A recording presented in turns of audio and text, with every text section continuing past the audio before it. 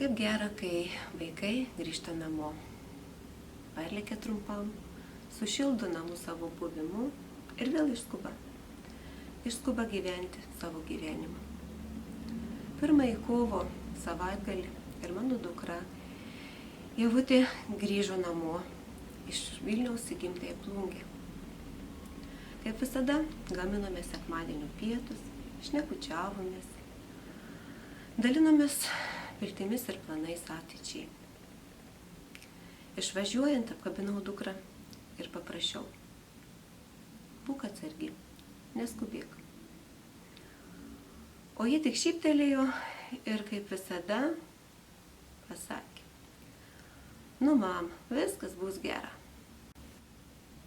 Tada dar nežinojau, kad nepraėjus ir 3 valandom mus visus, Ievos artimuosius, apgaubs baugi nežinia. Ievutė dingo kelyje iš Plungės į Vilnių ir jau 2 para mes visi artimieji ieškome mūsų Ievutės.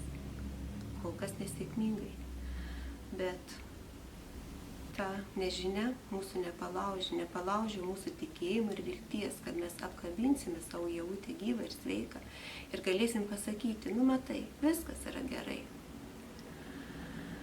Dėkojame nuoširdžiai, dėkojame visiems, kas mums padeda šią tikrai nelengvą akimirką. Tačiau galbūt dar ne visus pasiekia mūsų pagalbos prašymas.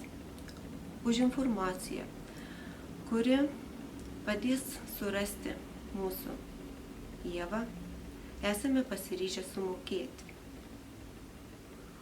Už tą informaciją, kuri iš tikrųjų padės ją surasti, mes sumokėsime 10 000 eurų. Mes laukiame jos, o ji laukia mūsų. Padėkite. Ačiū.